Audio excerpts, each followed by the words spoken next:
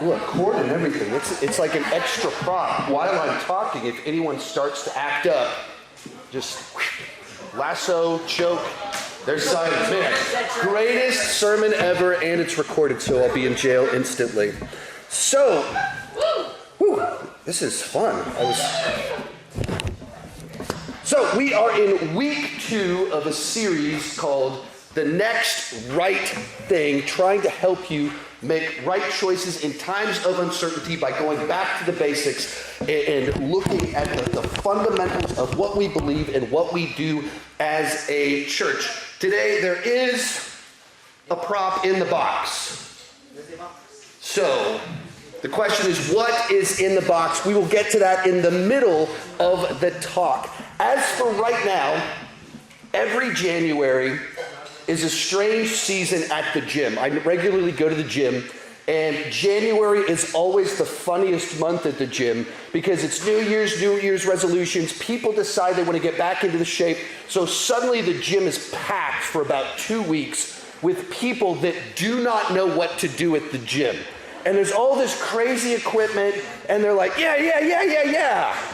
But they don't know what they're doing. So like the lat pull down, where you pull a weight down, it works your back. They don't know how much to set the weight for, so they set it too high, and they throw their weight down and pull it down, and then it pulls them up into the air. And so if you're a regular gym goer, the month of January, it's tough to get anything done because you're just sitting there like people watching.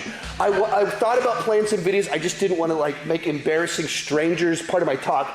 But legitimately, it's the funniest thing you'll ever see because they're just like, whoa! And there's a lot of weird leg exercises, and they'll get on backwards, and they're like, the whole body is contorted, and they're like pulling cables like this. And inevitably, they stop going to the gym very shortly afterwards. It's like this, it's packed for 2 weeks. People doing the craziest things, but they don't know how to keep doing that. They don't know the next right thing to do. And they probably have injured themselves because you're not supposed to do any of that stuff I just showed you. So they stop going. So we're in this series called The Next Right Thing. And going back to that basic principle, when you don't know what to do, do what you know. Our ministry's in a bit of a transition right now. So let's get straight back to what we are all about as a church. And it's written on some of our leaders' shirts, like my wife's right there. You'll see this on walls in our church. Trying to sum it up, what we are all about. We want you to know Jesus, to love Jesus. We talked about those 2 last week. Live for Jesus and tell others about him. This week we're talking about those back 2 on here. And the simple idea is, if you know Jesus, if you love Jesus, the most natural next right thing to do is to live for him. If you love him, if you know him, you will live for him. And so it says in Philippians 1, verse 21, for me to live is Christ, to die is gain. This is Paul writing. This is someone who legitimately suffered for the gospel. And he says, if I live, it is for Jesus. And if I die, I go to heaven and I get Jesus. Either way, live for Jesus, die, I get Jesus. Then it says in verse 27, whatever happens, good, bad, life is successful, life is rough, whatever happens, conduct yourselves in a manner worthy of the gospel. How should you conduct yourself? How should you live day to day in a manner worthy of the gospel? If it is true that I'm a sinner, saved by grace, if it is true Jesus died on the cross for my sins, how should I live? What is the right way to live if that is true? He says, conduct yourselves in a manner worthy of the gospel. When we talk about salvation, I'm going to teach you a little bit of theology. So when your parents ask you what you learned today, I'm going to give you 4 fancy words that'll make it sound like, wow, the student ministry is really teaching you some fancy things, because most of your parents won't know some of these words. A couple of them they probably do, a couple of them they probably don't. We talk about being saved, it's really in 3 parts. First one is justification. When we talk about putting your faith in Jesus and you are saved, That's your justification. It is the moment where you're declared righteous by God. Put your faith in Jesus. I'm a sinner. I need you, Jesus. I believe in you. You are justified. It's in a moment. Just like that, you are justified. But you're also being saved. You were saved. You put your faith in Jesus, justification. You are also being saved, present tense. That is your sanctification. That's the one we're really talking about today. The process in this life where you become more like Christ. It's a process. It's the day-to-day. Why do we have discipleship groups? Because we want to help you become more like Christ in this life. And then the third one, which we're just touching on because it's the final piece and so we want to be theologically complete, glorification. This is when you die and you are made new in heaven. You're finally cured of all sin. But today we are on sanctification. Justification, it's an event. I put my faith in Jesus, boom, I'm made righteous. But those of you that have put your faith in Jesus, you also know you still sin. You still make mistakes. You still yell at your parents. And so that process of living for Jesus more and more each day, that is what we are talking about, day-to-day living. It says in Colossians 3, and we're going to talk about two aspects of this sanctification, the two sides of living for Jesus daily. Colossians 3, verse 12, this is the second half. Actually, I'm doing the passage a little bit in reverse. It says, therefore, as God's chosen people, holy and dearly loved, clothe yourselves with compassion, kindness, humility, gentleness, and patience. Bear with each other and forgive one another if any of you have any grievances against someone. Forgive as the Lord forgave you. Got an amazing picture. AI does wonderful things. This is my wife and I, clothed in these different words. It's amazing how it looks exactly like both of us.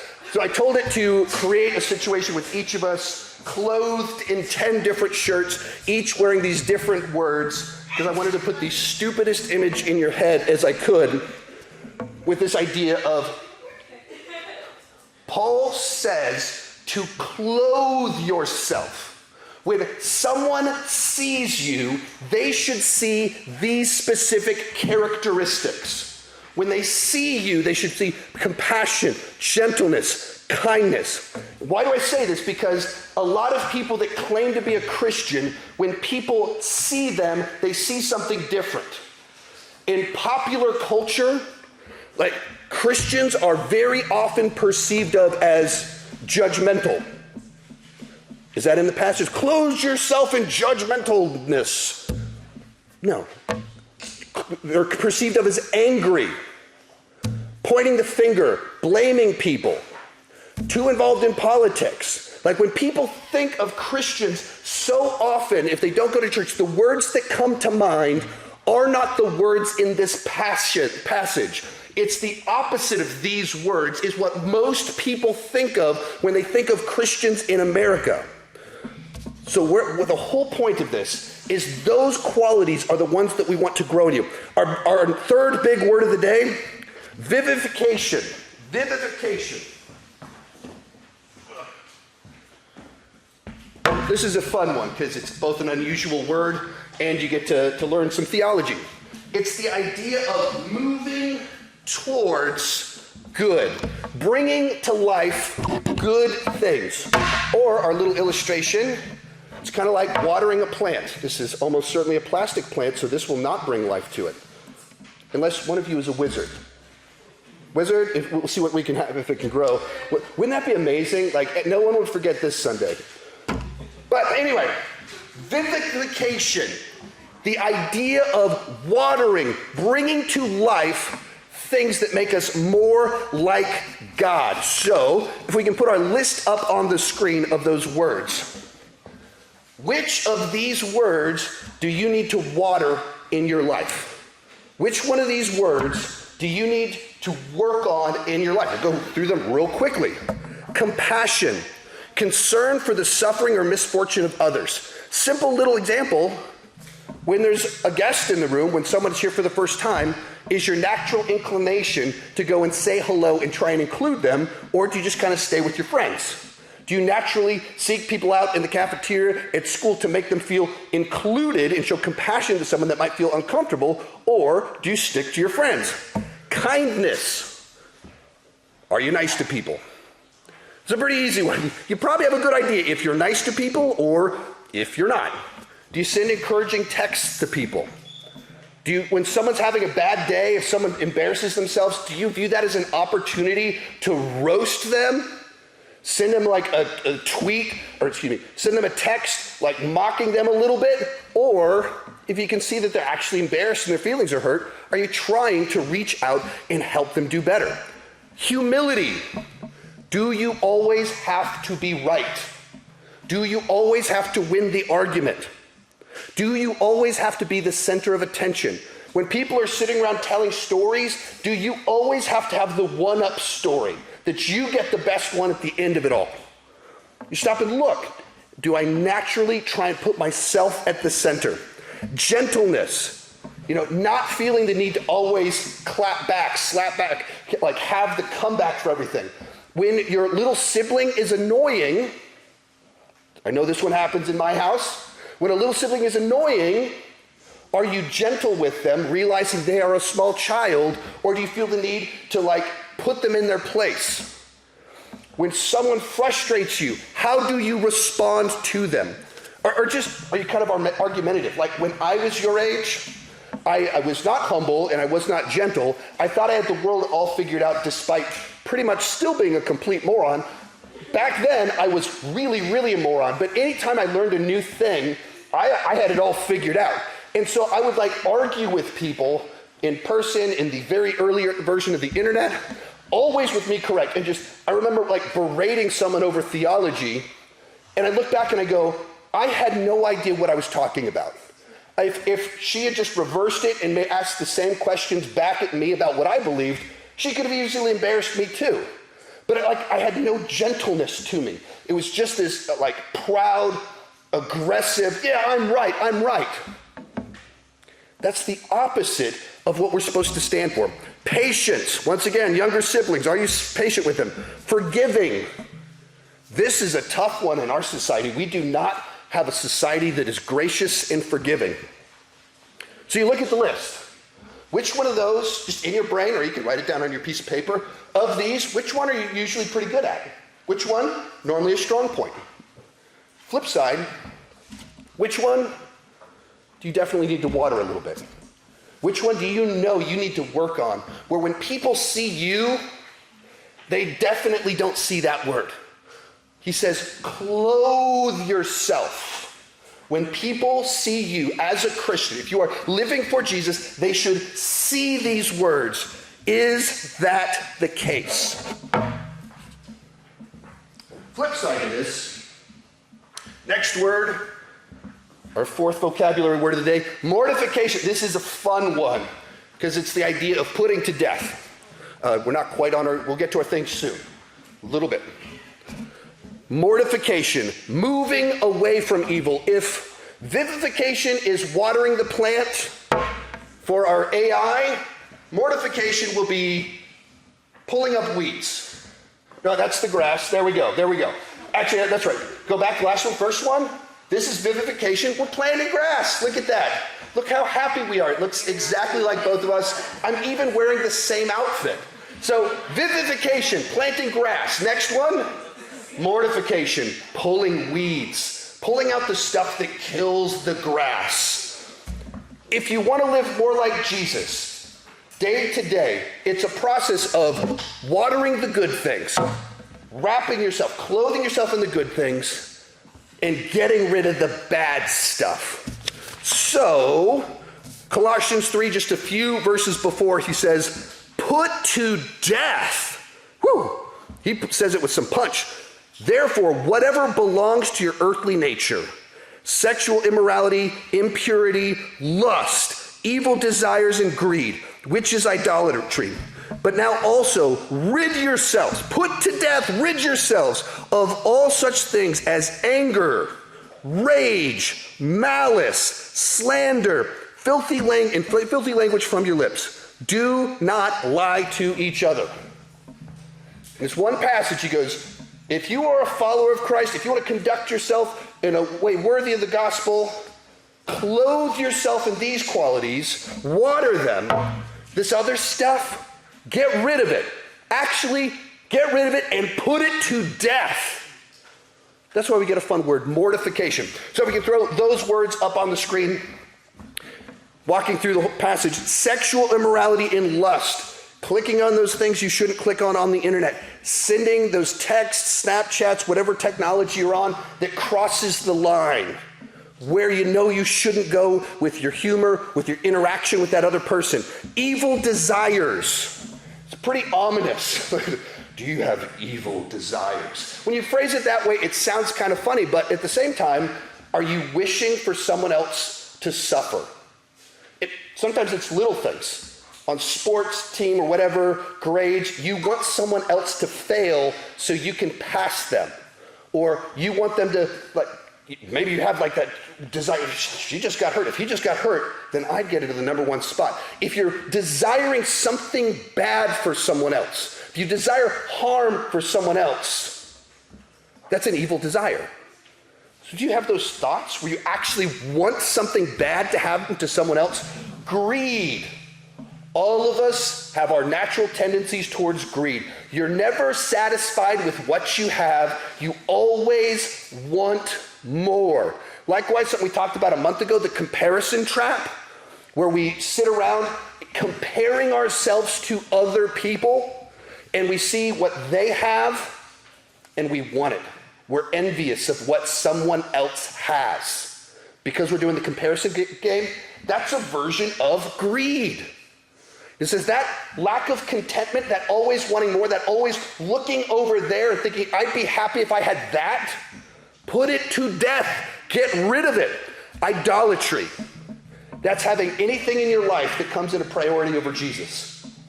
This is one we go back to and talk about a lot, about having Christ as your foundation and asking the fundamental question, when it comes to your time, your resources, everything, does your life bend towards Jesus or does your life bend towards something else? Does something else determine your schedule or is it Jesus? You use that little test and you figure out really quickly what actually is the Lord of your life. Anger and rage. If we could put a camera in your house and see the way you respond to your parents, when there's a disagreement, the anger, the frustration, are you embarrassed or is it respectable? Are you an angry person? How do you respond when you lose at a video game? Some of you, we've been around you when you were playing video games and we've seen the anger, the rage. There's one time one of Liam's friends was at my house and he was playing on my Switch and he threw my Switch on the ground. A murder almost took place in my house as I watched him do it because the guy didn't even apologize. He was like, it wasn't my fault. Like, you're using my Switch and you threw it on the ground out of anger and your response wasn't, I'm so sorry, I lost my temper. It was to make an excuse. And then my face turned red and exploded because I had my own anger issues. But like, are you that person that gets so emotionally invested negatively where you become angry over a video game, over other people playing a sport? Not you, someone else. What makes you angry?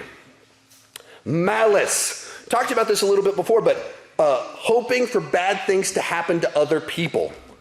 Slander, gossip, talking bad about other people. Do you talk badly about people when they're not there? When you hear a story, are you excited to share it about someone else? There's sometimes the church version of this where you gossip about someone as a prayer request and you like try and cheat the system. Like, I'm not gossiping. We need to pray for her. We need to pray for him. Like, no, you're gossiping. You're giving us information about someone else that was not yours to share.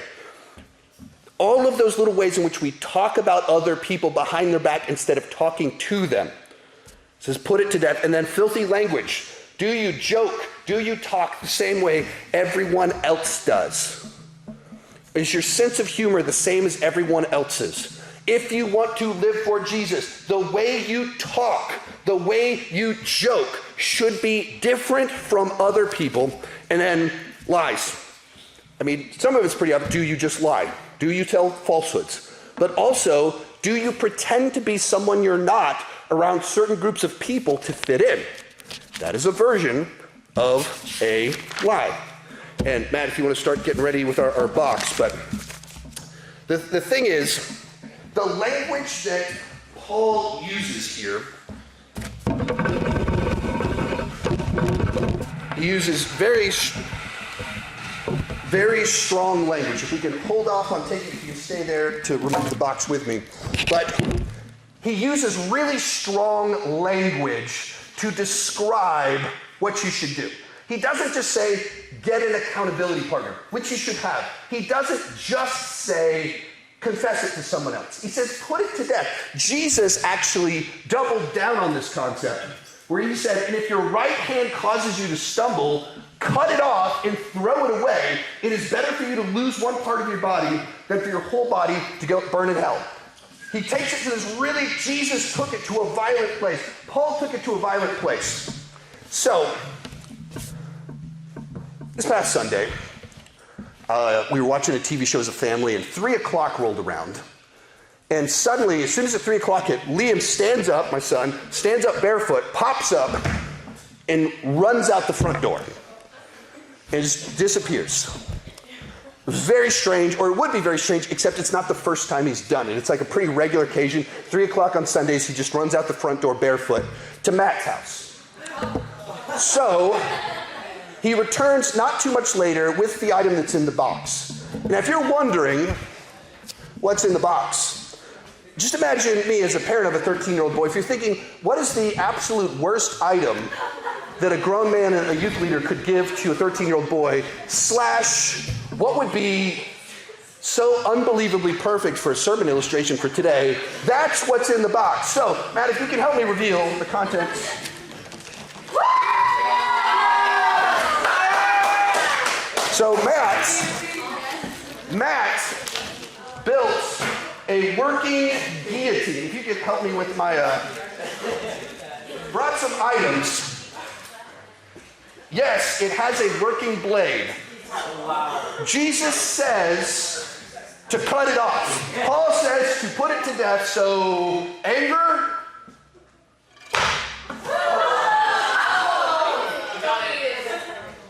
What else we got? Malice. Doesn't quite work.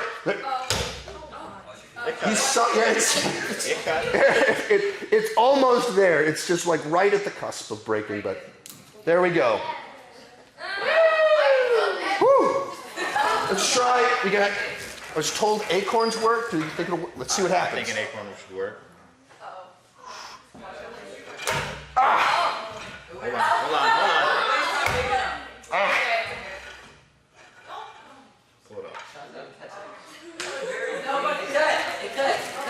It puts a big dent in it, but looks like carrots are our fun. I was supposed to have hot dogs, but then I forgot to tell Jennifer to grab them at the gas station. But you just go through those qualities that he says, put them to death. Jesus says, cut it off. Why use such a silly illustration, such an extreme illustration? It puts an image in your head of those qualities. Which ones need to be cut off? All righty. Thank you, sir.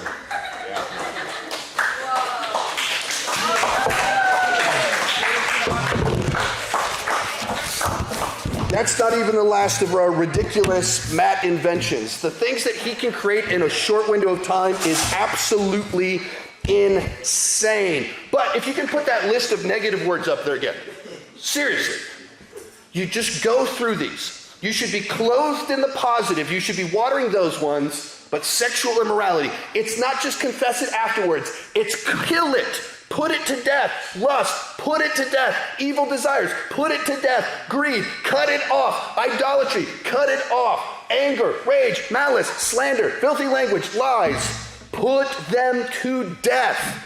Use whatever crazy image, violent imagery. That is the aggressive nature. You should attack sin in your life. We've got 2 questions for this section at the bottom.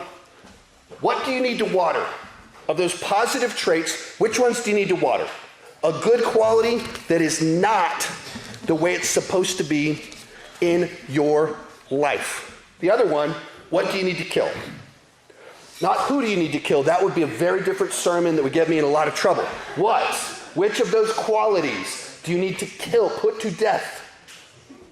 And you just stop and think through, where are your worst kind of tendencies? And here's another principle, here's a quick one. Eliminate the moment before. So often what we do is, maybe I didn't put that one in my notes. Eliminate the moment before the moment. That's how you stop yourself from sinning. Stop yourself from putting yourself in a context where you're tempted. But final one on here to kind of close out the last section on here. Tell others about Jesus. Tell others about Jesus. Last week, we used these little dominoes to represent the idea that, the idea of the different people that kind of pour into you throughout your life.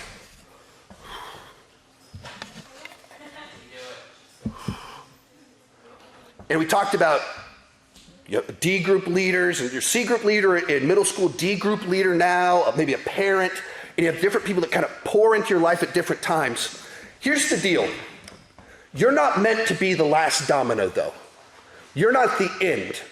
You're meant to be the start of someone else's journey. Like that person that poured into you, you are supposed to be that for someone else and tell others about Jesus. Literally just yesterday, I was trying to find a way to meet up with someone that was in town. He's a coach now, and he literally just wanted to meet up because he's like, you're the person that told me about Jesus. And he, coincidentally, he literally started texting me. He's like, actually, when we talked 15 years ago, do you remember what you told me? I was like, no, it was literally 15 years ago, and I'm very old and very forgetful. He goes, you talked about how, like, the cross I was wearing is essentially the equivalent of wearing a guillotine on your neck. He had no idea I was about to do a sermon using a guillotine, and he literally brought that up. And we weren't able to line up our schedules for me to meet up with him. We tried to find the right place, but the schedule of the event didn't work out quite right. But someone that I talked to 15 years ago, shared the faith with him, like that changed the trajectory of his life. And the people that poured into me were part of my process, but then I'm part of that for the next person. And that's what we want for you, is for you to be thinking through, who do you need to share the gospel with? We can throw these verses up on the screen. Great Commission. This is obviously one of the most famous passages in the Bible. It says, therefore go and make disciples of all the nations. What are we supposed to do as the church? Go and make the disciples. Why do we have D groups, discipleship groups? Go and make disciples. So it's not just make converts. It's not just get people to go to church. It's go and make disciples. You have people pouring into you, and you're supposed to be pouring into other people. And they kind of tie together this idea of living for Jesus and telling others about him. It says in Philippians 2, then you will shine among them like stars in the sky as they hold firmly to the word of life. Makes this idea, if you live for Jesus, you will stand out. If you are clothed in those qualities and you root out and you kill those negative qualities, you will stand out. People will notice something is different about you and they will ask why. Here's a quote famously, falsely attributed to St. Francis of Assisi, but preach the gospel at all times. Use words if necessary. He did not actually say that, but people will tell you he said that. But it's a great sentiment. The way you live your life should tell people about Jesus. If you say I go to church and then you do the exact same things as everyone at school, joke on people, cuss, send the same inappropriate jokes in your texts, you don't look different. You're supposed to live a life for Jesus that looks and stands out, where your whole life communicates the gospel and causes people to ask why. Why are you different? Like on YouTube, I do YouTube for a living, and very frequently in the space, I stand out just because I don't use bad words. Just because I don't use cuss words, people, like that's like in the movie space, like, wow, this is mind-blowing. He's actually family friendly. That's how low the bar is to stand out in the world that we live in. All you have to do is not use a set of words and make crass jokes, and people go, I think there's something different about that guy. Do you stand out? Are you living a life that looks different from everyone around you? But also, you actually have to tell other people about Jesus. Live a life that communicates the gospel, but also be intentional about telling people about Jesus. So who in your life needs Jesus? Just know, of your friends, which one of them do and don't know Jesus? Which one of them do and don't go to church? Just being aware of that. Having normal conversations. What do you believe? Here's what I believe. Normal conversations to get to know the people around you. Have you talked to them about Jesus? Have you ever had that conversation? Next one, what can you invite them to? Is there a church event that you can invite a friend to where they can hear about Jesus? Even like coming up, we have winter retreat coming up. We want you to go because we think it'll change your life. But how many people every single year put their faith in Jesus for the very first time at the winter retreat? Matt, if you want to start working on your little project. Oh, someone put carrots all over the stage in there. This is disgusting. This is unruly. Who is leaving their garbage all over this stage? But winter retreat, it's an opportunity for you to have your life changed. But imagine someone that hasn't heard about Jesus spending 2 days having a bunch of fun experiences, going on zip lines, whatever crazy stuff we do at winter retreat, and hearing about Jesus for 2 days straight. That's the sort of thing that changes lives. Every year, people put their faith in Jesus at these events. But to just kind of throw some stories onto this, those of you who have been here in the youth ministry for a while probably remember someone named Andy King. He was a youth leader here for years. He interned for me back many years ago, just became a very good friend of mine. His connection to getting into the churches here goes back like 17 years. At Parkway, they used to do metal shows. Literally like full-blown metal hardcore bands in the youth room. And it was wild, it was crazy. They were designed as outreach events to connect with people that are far from Jesus. And through that process, Andy was invited by someone named Shane Bovey, and that's how he got plugged in. He was invited to a metal show. And that led to a process where he got plugged into that church and then into this church. And hundreds, thousands of teenagers through this ministry have been poured into because way back in the day, Shane Bovey invited him. Simple act. Do you want to go to a metal show? Hundreds of lives changed because of it. Another little example, not exactly the same thing, but Sarah Spellings. She's not here today as I'm telling stories about her. The way her family got plugged into Hutto Bible is back 15 years ago, we did a thing on Sunday nights called The Exchange. It was our high school ministry, and it got kind of exciting. They actually ran an article about us in the Hutto News. And so there's a bunch of excitement, and as best we could tell, a guy named Prescott Shirley invited Sarah's sister, Jordan, to attend. So she started to attend. And then she got connected, and then shortly afterwards, her family got connected into the church. And then that meant Sarah joined our student ministry. It's not exactly the same thing because it's not like the Spellings had a crack house and then they turned their lives around. They were believers. But also, the amount of impact they've had through this church, the number of... There we go. It's even better because there's a cup of water underneath it. Got flattened. If you can stand these back up real quick. But right on cue, as we're talking about the impact of the Spellings, how many lives have been changed? How many events have happened at the Spellings house? How many people have been discipled? Because way back 15 years ago, Prescott invited Jordan to an event on a Sunday night. Or I talked about it at boot camp. My mom, her neighbor, or one of her friends, it's amazing.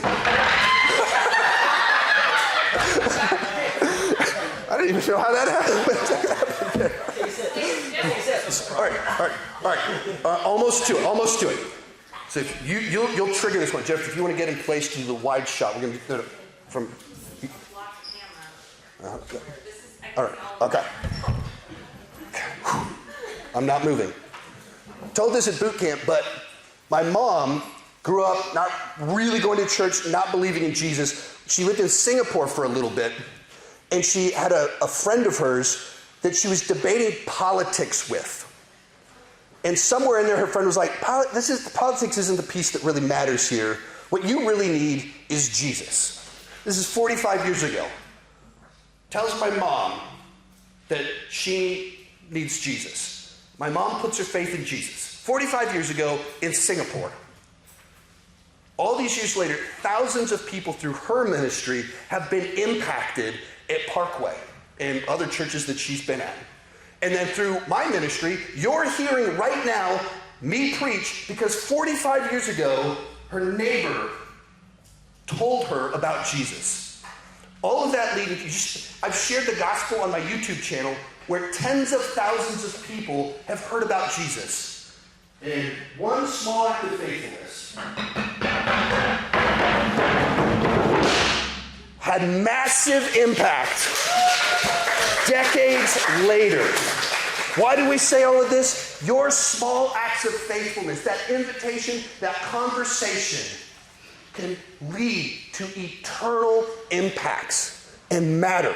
That person you invite to the church event, the person you bring along to winter retreat, those choices matter. Those conversations matter. You can put our final question up here. Are you living life which causes people to ask? And the final application one, who do you need to tell? What do you need to water? What do you need to kill? Not who do you need to kill, what do you need to kill? And who do you need to tell? On your handout is the QR code. If you have not signed up for Winter Retreat, go home. That's the QR code. Hand it to your parents. We wanted to put something in your hand you can put in your parents' hand and help you sign up.